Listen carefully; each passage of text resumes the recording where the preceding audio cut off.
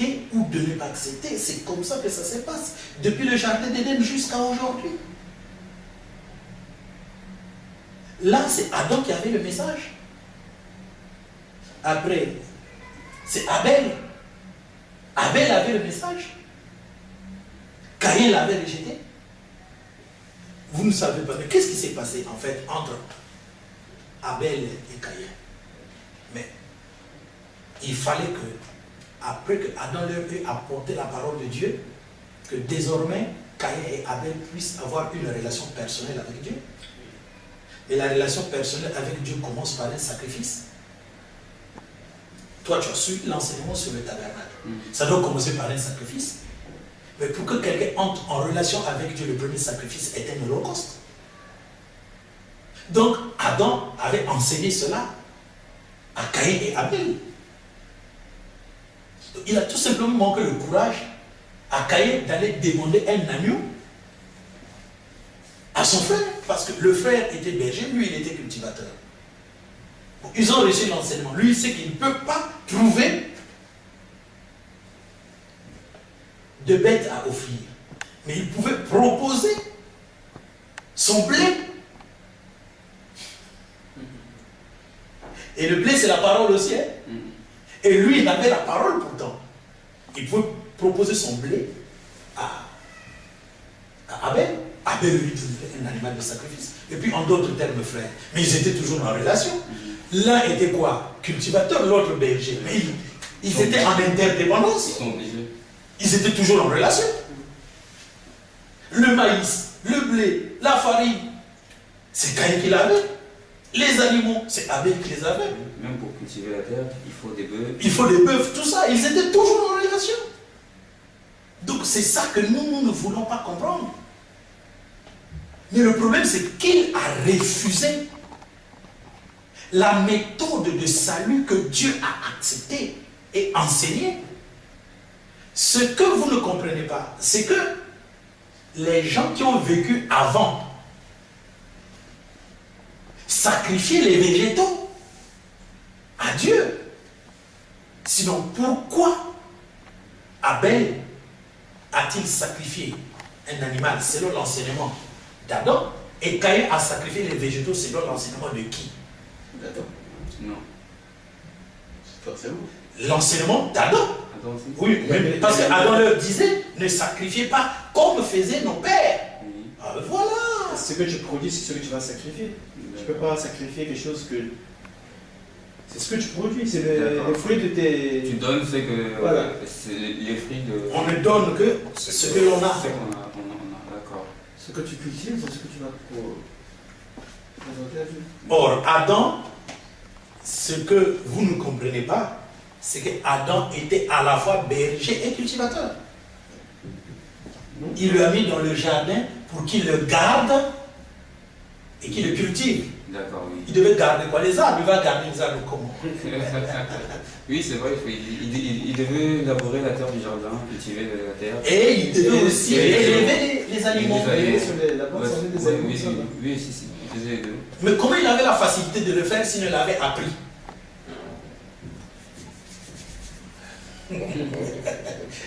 Comme frère, donc tu nais d'aujourd'hui, et puis on te dit cultive la terre et garde-la, et tu commences quand même à élever les brebis. Tu nais d'aujourd'hui là, et puis tu devais élever comme ça. Non. Ben voilà. Voilà pourquoi on vous dit que lui, tout cela, il provient de la race du serpent, qui est la race humaine. C'est quand on reçoit la parole de Dieu qu'on est la race de Dieu. Amen. Donc, ce sont des mystères qu'on est en train de vous expliquer petit à petit. Mais dans quel but? Mais c'est dans le but de vous apporter l'augmentation de la connaissance, parce que c'est la promesse. Maintenant, quand vous allez aimer les choses du commencement, quand on va vous expliquer les choses qui vont arriver bientôt, vous allez croire, parce que l'amour de la vérité est déjà entré en vous. Parce que ce qui va arriver dépend de ce qui s'est passé.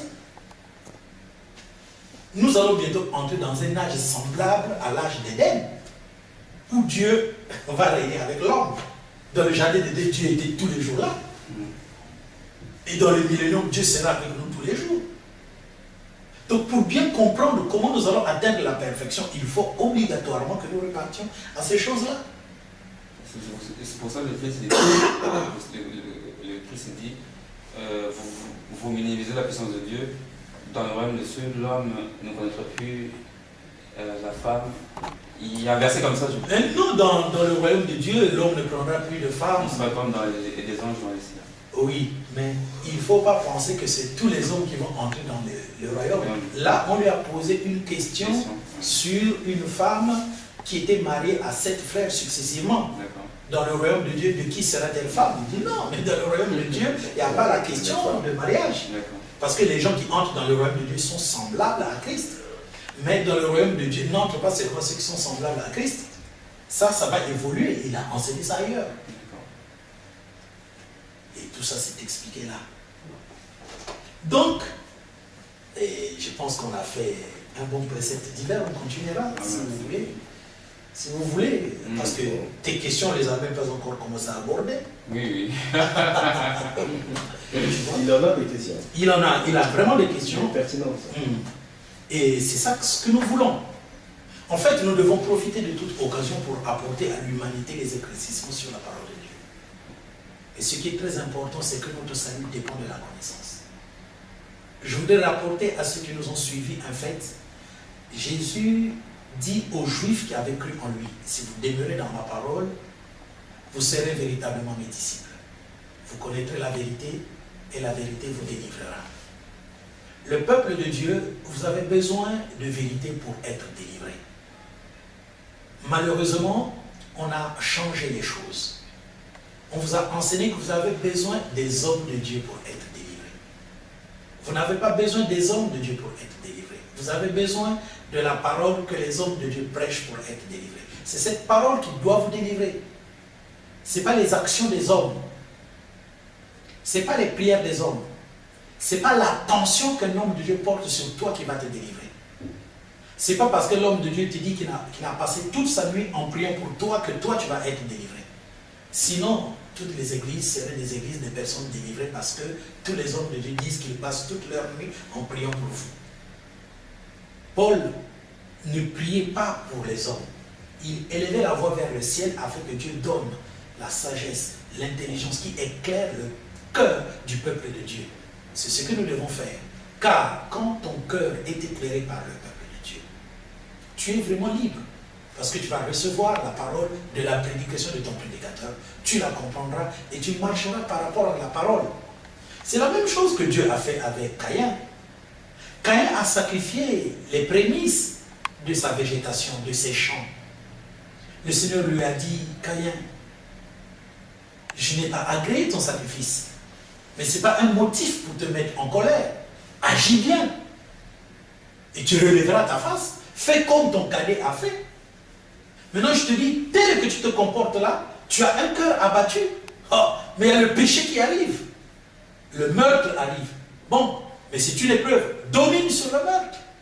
Et pour dominer sur le meurtre, il fallait tout simplement qu'il s'humilie, qu'il prenne d'auprès de son frère une bête sacrificielle. Et ça passerait. Lui, au lieu de demander une bête, il a dit, mais c'est si peu de choses, Seigneur, que je demande une bête à mon cadet pour le sacrifier. Je vais te sacrifier mon cadet. Ouais. Je vous ai ouvert le mystère de la grâce. Je vais te sacrifier mon cadet. Judas n'a-t-il pas sacrifié son cadet? Judas n'a-t-il pas sacrifié son cadet? Judas. Iscariote. Celui qui a trahi Jésus. Ok, d'accord. Mais c'est de ça qu'on est en train de vous parler. D'accord, oui. Si, il a sacrifié Jésus. Caïn était du malin, non? Oui. Jésus a dit, je n'ai perdu rien de tout ce que tu m'as donné, sauf le fils de la perdition. Donc Judas était le fils de la perdition. C'est la race de Caïn. Donc il fallait qu'il y ait quelqu'un qui rejette la parole de Dieu pour tuer la chair semblable à celui du péché comme animal du sacrifice. Voilà pourquoi le sang d'Abel crie jusqu'aujourd'hui. Parce que c'est le sang de tous les justes que tue ceux qui rejettent la parole de Dieu. Est-ce que vous comprenez ça? Amen. Tous ceux qui marchent avec la parole de Dieu sont à prime abord rejetés par ceux qui rejettent la parole de Dieu. Et ils deviennent une pierre mortelle, un meurtre pour eux. Ça s'est passé là. Je vous ai dit que tout ce qui s'est passé dans les 6 premiers chapitres parle de quoi? De l'histoire de la grâce, de notre salut à nous tous. C'est ce qui est arrivé à Judas. Il est allé prendre de l'argent et même la somme a été prophétisée d'avance par 2 prophètes, Jérémie et je crois avec... Jérémie a prophétisé sur ça, qui d'autre? Oh, il y a un autre prophète, je chercherai le nom du prophète. La somme, frère, 30 cycles d'argent, 30 pièces d'argent. On lui remet cela, on attrape Jésus, il commence à le malmener. Oh. Mais je vous l'ai vendu pour que vous lui posiez des questions et qu'il vous donne des réponses. Oh. Vous le malmenez et il ne répond pas. Ah, c'est l'agneau dont a parlé l'Ancien Testament. Merde, mais qu'est-ce que j'ai fait? Il est allé remettre l'argent. On a dit non, non, non, on ne reprend pas l'argent. Et il est allé se pendre. Voilà ce qui s'est passé dans le jardin d'Éden, c'est ce qui est en train de continuer jusqu'à aujourd'hui. Et donc, j'espère que durant ce dialogue, vous avez pris goût de lire votre Bible. Le plus grand conseil aussi, c'est celui-là. Il faut prendre le goût de lire la Bible. Et lorsque vous avez lu la Bible et que vous n'avez pas compris, appelez le 06 79 81 10 84. Le 06 79 81 10 84. Je suis à votre disposition pour vous apporter de plus amples renseignements. Mais l'attitude spirituelle serait d'entrer en communication avec le serviteur de Dieu et de parler avec lui longuement, de le rencontrer aussi. Pourquoi pas venir? Pourquoi pas un rendez-vous? Pourquoi pas parler sur la parole de Dieu si vraiment vous aimez la parole de Dieu? Si vous cherchez à connaître vraiment la parole de Dieu, pourquoi ne pas prolonger? Pourquoi ne pas prendre une fiche de vos questions et les poser soit par téléphone? Vous avez quand même du temps pour appeler avec votre téléphone, vous avez des forfaits. Vous appelez longtemps au téléphone, mais si vous pouvez faire ça pour la parole de Dieu, ça serait une bonne chose. Je sais que nous trouverons d'autres occasions, mais que cette occasion soit bénie du Seigneur et que cela ouvre votre cœur. Et franchement, si notre Seigneur puisse faire de telle sorte que vous aimiez la lecture de la parole du Seigneur, ça serait une très bonne chose. C'est un livre volumineux, mais il vaut mieux de payer le prix. Parce qu'en le consultant, Dieu verra d'abord la prédisposition de votre cœur qui veut lire. Et les choses que vous ne comprendrez pas, en continuant de faire la lecture, il a la latitude et la capacité de vous ouvrir votre intelligence afin que vous puissiez comprendre au fur et à mesure que vous êtes en train de persévérer dans la lecture. La Bible dit par la persévérance, vous sauverez vos âmes.